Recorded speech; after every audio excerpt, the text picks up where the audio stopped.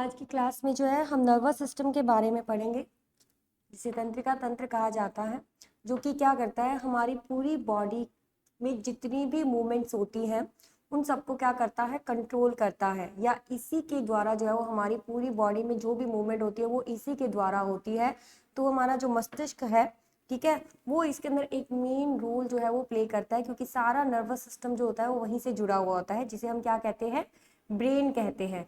ठीक है, अभी जो मस्तिष्क है इसके तीन भाग होते हैं वैसे तो। एक तो होता है सेंट्रल, एक होता है पेरिफेरल और एक होता है ऑटोनॉमस, हिंदी में जिसको कहा जाएगा एक तो केंद्रीय तंत्रिका तंत्र यानी कि सेंट्रल नर्वस सिस्टम, ठीक है, और दूसरा होता है परिधीय तंत्रिका तंत्र यानी कि पेरिफेरल, और थर्ड है ऑटोनॉमस नर्वस सिस्टम यानी कि स्वायत्त तंत्रिका तंत्र।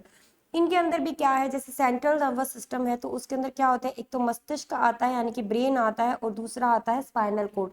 एक तो ये पूरा का पूरा क्या आता है, मस्तिष्क आ जाता है, इसके साथ क्या आ जाती है, ये आपको जो ग्रीन कलर की दिख रही है ये कौन सी है, स्पाइनल कोड। ये दो हिस्से आ जाते हैं किसमें, केंद्रीय तंत्रिका तंत्र के अंदर। पूरा ब्रेन आ जाता है और दूसरा कौन सा आ जाता है, स्पाइनल कोड आ जाता है। ये पूरा का पूरा किसका डायग्राम बना हुआ है, सेंट्रल नर्वस सिस्टम का बना हुआ है। क्योंकि मेन क्वेश्चन जो हमारे आते हैं वो इसी में से आते हैं, केंद्रीय तंत्रिका तंत्र जो है वो क्वेश्चन हमारे इसी में से आते हैं। ठीक है, अब इसके अंदर क्या है, मस्तिष्क है, ठीक है, ब्रेन। अब ब्रेन भी क्या है, आगे तीन हिस्सों में बटा हुआ है, जिसमें से एक तो होता है कौन सा, प्रमस्तिष्क, ठीक है, अनुमस्तिष्क, और एक और होता है जिसमें क्या होता है, मेरुरज्जु कहा जाता है। ठीक है, तो तीन होते हैं, इनको इंग्लिश में क्या कहेंगे, एक तो ब्रेन, फोर ब्रेन यानी कि सैरेब्रम, सैरेबेलम, और एक मिड ब्रेन। तो इस तरह से ये पार्टीशन है इनके। ठीक है, सैरेब्रम क्या होता है, ये अपनी जो सबसे बड़ा होता है। ठीक है, जो बाहर वाला हिस्सा आपको जो दिख रहा है पूरा का पूरा क्या होता है, सैरेब्रम होता है, और ये वाला हिस्सा कौन सा है, इसका सैरेबेलम है। इसके अलावा एक और होता है जिसे क्या कहता है, मेडुला ऑब्लांगेटा कहा जाता है। वो किससे जुड़ा हुआ होता है, वो स्पाइनल कोड से जुड़ा हुआ होता है। ठीक है, ये आपको लिख रहा है ना मेडुला, ये मेडुला ऑब्लांगेटा होता है, जो क्या करता है, ये किसके साथ जुड़ा होता है, स्पाइनल कोड के साथ जुड़ा होता है। हमारी जितनी भी अनैच्छिक क्रियाएं होती है, जैसे कि हृदय का धड़कना, ठीक है, फूड का डाइजेशन, ठीक है, रेस्पिरेशन प्रोसेस, वो सारी की सारी प्रोसेस जो भी होती है वो मेडुला ऑब्लांगेटा जो होता है उसके द्वारा जो है वो की जाती है। ठीक है, सारे ब्रह्म है तो इस पर हमारा क्या होता है, कंट्रोल होता है हमारा पूरा, कि हम अपनी इच्छा से किसी काम को करना चाहते हैं तो उसका किस पर इफेक्ट होता है, ये ब्रेन के द्वारा कराया जाता है, यानी कि सैरेब्रम। फिर आता है सैरेबेलम। सैरेबेलम क्या करता है, बैलम मतलब बैलेंस, हमारी बॉडी में किसी चीज को लेकर बैलेंस बनाना जो होता है वो सारा का सारा कौन करता है, सैरेबेलम करता है। ठीक है, किसी चीज को अगर आपने पेन से अगर आप किसी चीज को लिख रहे हो तो उसमें क्या है, पेन और कॉपी के बीच में जो बैलेंस बन रहा है आपके हाथ के द्वारा, वो बैलेंस किसके थ्रू बनता है, वो सैरेबेलम के थ्रू बनता है।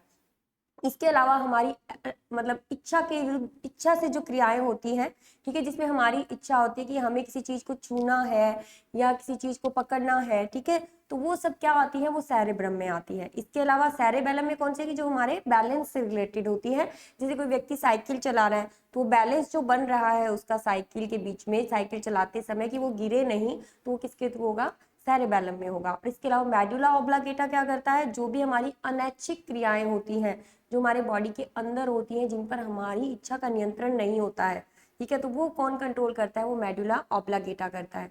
ये क्या होती है, जैसे हमारी पूरी बॉडी के अंदर जो है वो इस तरह से पूरी बॉडी के अंदर जो है एक जैसे करंट वायर नहीं होते, उसी तरह से हमारी पूरी बॉडी के अंदर फैली हुई होती है और हर एक मतलब सेल के साथ जुड़ी हुई होती है। अगर मान लो आपको कोई भी पिन चुभती है, मान लो पैर के अंदर भी चुभती है, तो हमें तुरंत पता चल जाता है कि हमें दर्द हो रहा है। तो ये सब कौन कंट्रोल करता है, ये जो हमारी नर्वस सिस्टम है, ठीक है, तंत्रिकाएं जो बनी हुई है हमारी बॉडी के अंदर, वो सारी की सारी जो है वो उसको क्या करती है, मैसेज पहुंचाती है ब्रेन तक, और फिर ब्रेन क्या करता है, फिर से मैसेज पहुंचाता है उसी जगह पर कि वहां से अपनी जगह मतलब उस बॉडी के उस पार्ट को क्या है वहां से हटा लिया जाए। जैसे मान लो आपको पिन चुभी है किसी जगह पे, तो आप तुरंत वहां से हाथ हटा लेते हो। तो ऐसा होने में क्या है, बहुत कम सेकंड लगते हैं, लेकिन ये प्रोसेस होते समय क्या होता है, जैसे ही आपको कोई चीज चुभती है तो दर्द होता है, उस दर्द का एहसास जब माइंड तक जाता है तो माइंड से क्या कहा जाता है, फिर से आवाज आती है कि हमें क्या करना है, वहां से उस अपने हाथ को या पाँव को वहां से हटा लेना है। तो सारे काम कौन करता है, नर्वस सिस्टम काम करता है सारे के सारे। जब इसके बारे में पढ़ेंगे तो इसके अंदर आपको और बहुत सी बातें पता चलेंगी। अभी तो मैं आपको बता देती हूँ अभी।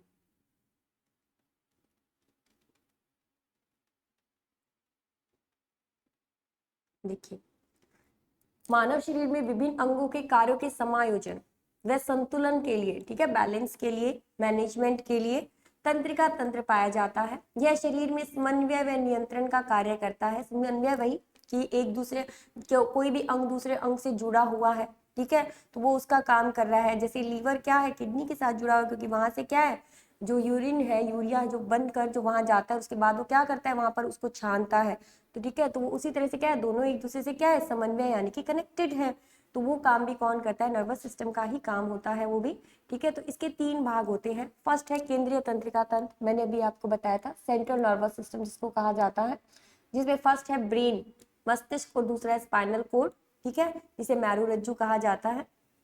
दूसरा है परिधीय तंत्रिका तंत्र यानी कि पेरिफेरल नर्वस सिस्टम, और थर्ड है स्वायत्त तंत्रिका तंत्र यानी कि ऑटोनॉमस नर्वस सिस्टम, जिसमें क्या होता है, एक तो सिंपैथिक होता है और एक कौन सा होता है, पैरासिम्पैथिक होता है, पैरासिम्पैथिक, ठीक है, और परानुकंपी या अनुकंपी जिसको कहा जाता है। तो केंद्रीय तंत्रिका तंत्र जो है बहुत ही इंपॉर्टेंट है, इसमें से क्वेश्चन आने के चांसेस क्या होते हैं, सबसे ज्यादा होते हैं। तो मस्तिष्क है, ब्रेन है सबसे पहले, तो यह शरीर का क्या होता है, नियंत्रण केंद्र होता है, यानी कि शरीर को नियंत्रित रखता है। मानव मस्तिष्क का वजन 1400 ग्राम तक होता है। मस्तिष्क किसमें सुरक्षित रहता है, स्कल यानी कि खोपड़ी जो है वो उसके अंदर सुरक्षित रहता है। मस्तिष्क के अंदर जितनी भी खोपड़ी पाई जाती, मतलब ये जितनी भी वो क्या होती है, बोन्स होती है, वो आपस में क्या होती है, जुड़ी हुई होती है, ठीक है, तो वो उसके अंदर क्या रहता है, सुरक्षित रहता है।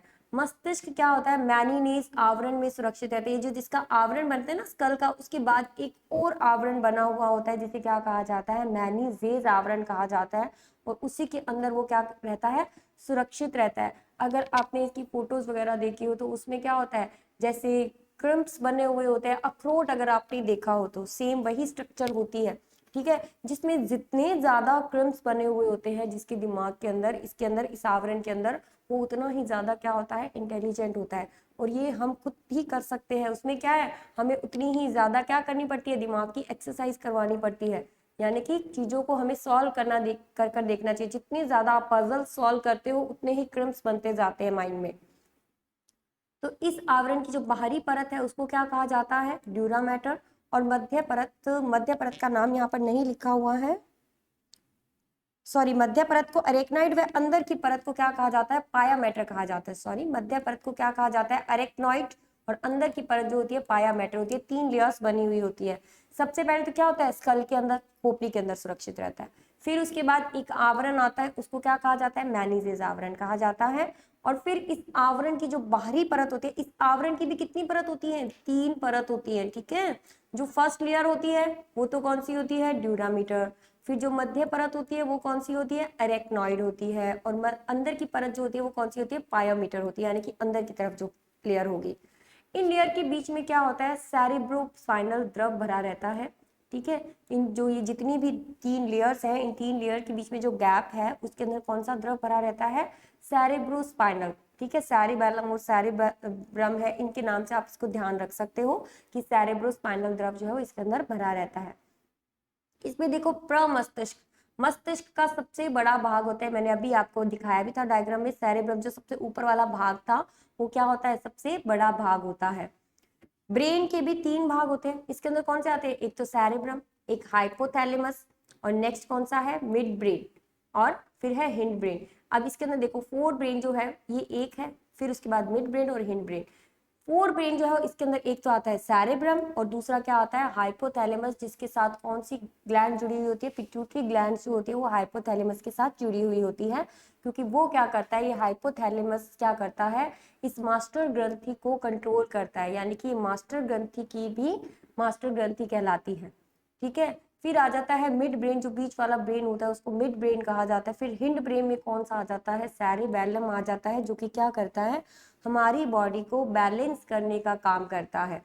फिर इसके अंदर आ जाते हैं पोन्स आ जाते हैं, और इसके अलावा क्या आ जाता है, मेडुला ऑब्लांगेटा। इसमें से क्वेश्चन ज्यादातर आते हैं, एक तो सेरेब्रम से, सेरिबैलम से आते हैं, एक सेरेब्रम से आते हैं, एक हाइपोथैलेमस से, और तीसरा है मेडुला ऑब्लांगेटा से, ठीक है। अब तक जितने भी क्वेश्चन आए हैं इन 4 पॉइंट से ही ज्यादा क्वेश्चन आए हैं। सबसे पहले देखो फोर ब्रेन है, जिसके अंदर सेरेब्रम आता है, प्रमस्तिष्क। यह मस्तिष्क का सबसे बड़ा भाग होता है। बहुत बार क्वेश्चन आया हुआ है कि मस्तिष्क का सबसे बड़ा भाग कौन सा होता है, तो वो कौन सा है, सेरेब्रम। ठीक है। अनुमस्तिष्क, प्रमस्तिष्क, पश्च मस्तिष्क, इस तरह से याद रखने की बजाय है आप सिर्फ इंग्लिश में इसका नाम याद रखें सेरेब्रम, तो इजीली आपको याद हो जाएगा। फिर है यह संपूर्ण मस्तिष्क का कितना भाग होता है, 2/3 भाग होता है, यानी कि सबसे बड़ा भाग होता है। यह 2 भागों में बटा होता है, एक तो कार्पस कैलोसम के द्वारा जुड़ा होता है। सेरेब्रम क्या करता है, स्मरण यानी कि मेमोरी, प्रेम, भय, कष्ट, इसके अलावा क्या है, क्रिएटिव आइडिया जो हमारे दिमाग में आते हैं, इंटेलिजेंस, ये जो आप रीजनिंग करते हो उसको सॉल्व करने के आपके दिमाग में जो अलग अलग तरीके आते हैं ना, वो सब कहाँ से आते हैं, वो सेरेब्रम से आते हैं। ठीक है, और उनको आप जितना ज्यादा सॉल्व करते हो उतने ही क्रिस्प जो होते हैं वो आपके दिमाग के अंदर क्या बनते जाते हैं, बनते जाते हैं, स्ट्रक्चर उतनी ही ज्यादा जो है कॉम्प्लिकेटेड होती जाती है। ठीक है, इसके अलावा टेस्ट है, स्मेल है, लैंग्वेज, हियरिंग पर भी कंट्रोल करता है। ये डायरेक्ट की डायरेक्ट क्या होती है, सेरेब्रम से जुड़ी हुई होती है।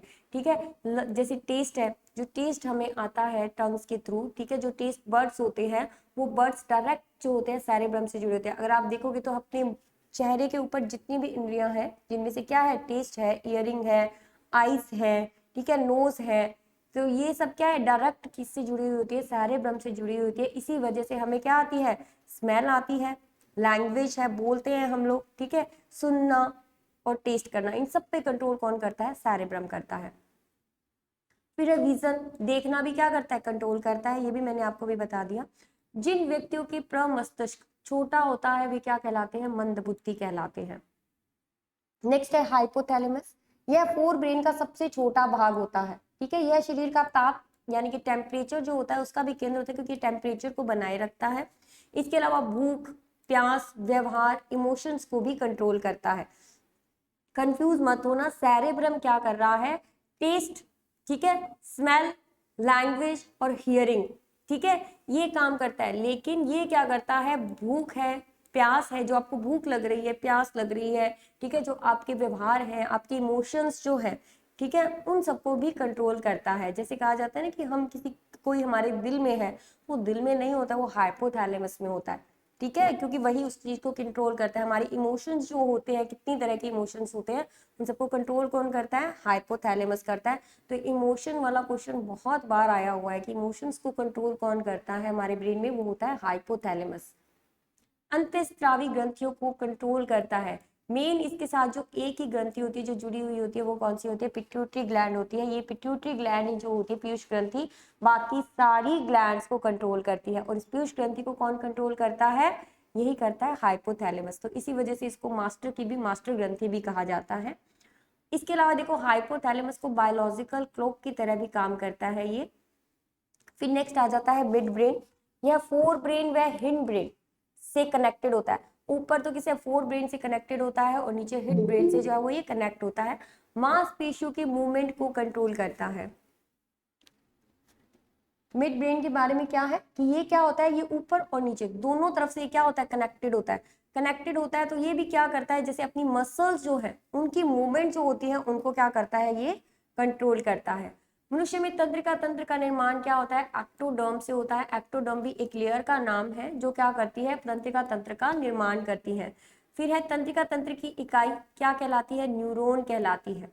ठीक है, न्यूरॉन्स बने होते हैं, जैसे फ्लावर किसी शेप होती है, ऐसे ऐसे करके होती है, और फिर उसके बाद यहाँ से जैसे रूट्स की तरह निकले हुए होते हैं, और नीचे ऐसे फ्लावर शेप बनी हुई होती है ऐसे, तो वो इस तरह की बनी हुई होती है, न्यूरॉन्स होते हैं। ठीक है, तो इसका अध्ययन क्या कहलाता है, न्यूरोलॉजी कहलाता है। नेफ्रॉन और न्यूरॉन में कंफ्यूज मत होना।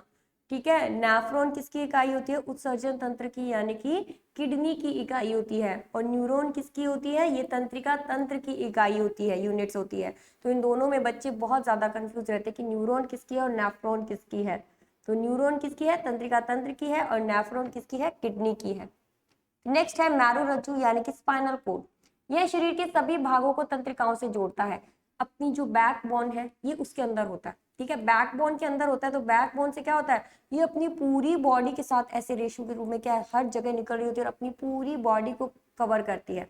ठीक है, मैरोरज्जु यानी कि स्पाइनल कोड, ये शरीर के सभी भागों में तंत्रिकाओं से जोड़ता है तथा मस्तिष्क के साथ मिलकर सेंट्रल नर्वस सिस्टम का निर्माण करता है। ठीक है। मस्तिष्क के साथ मिलकर क्या करेगा, ये सेंट्रल नर्वस सिस्टम यानी कि केंद्रीय तंत्रिका तंत्र का निर्माण करता है, क्योंकि बिल्कुल केंद्र में होता है।